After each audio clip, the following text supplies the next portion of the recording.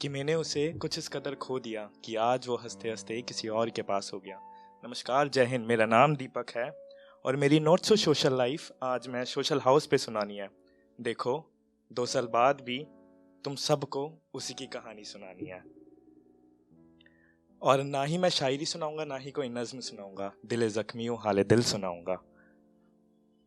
तो शुरू करते हैं कि यूं तो बीते हैं दिन कहीं और कहीं अभी बाकी है, कि यूं तो बीते हैं दिन कहीं और कहीं अभी बाकी है, तेरी याद ना आए वो दिन आना अभी बाकी है, वो दिन आना अभी बाकी है। और वो दिन होते हैं ना जब आप बताना बहुत कुछ चाहते हो पर कमबख्त शब्द साथ नहीं देते, कि बोलना कुछ चाहते हो लेकिन वो निकल नहीं पाते।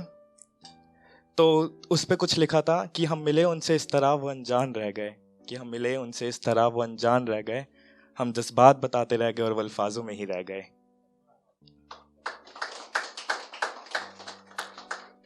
तो आज हम साथ नहीं, ये गलती उसकी थी या मेरी पता नहीं, पर याद तो वो भी हमको करती ही होगी। और उसका मेरा 8 साल का रिलेशन था। तो जब आप इतने टाइम किसी के साथ रहते हो तो आपको पता ही नहीं लगता कि अच्छा ब्रेकअप भी हो गया है।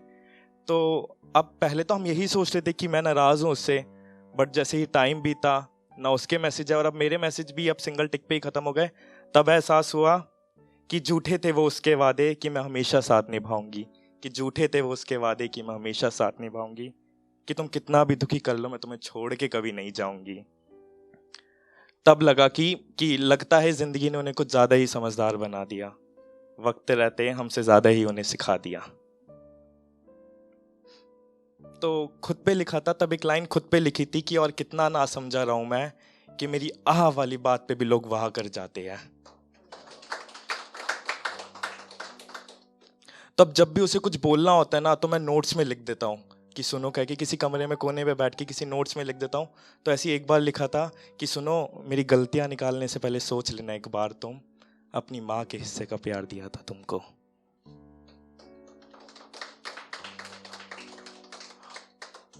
और मैं जब स्कूल में था तब से ये शुरुआत हुआ था। तो और जब इतने टाइम साथ थे तो हम, मेरे कोई भी दोस्त नहीं था, मतलब जो जितने भी मेरे दोस्त थे वो उसी के दोस्त थे।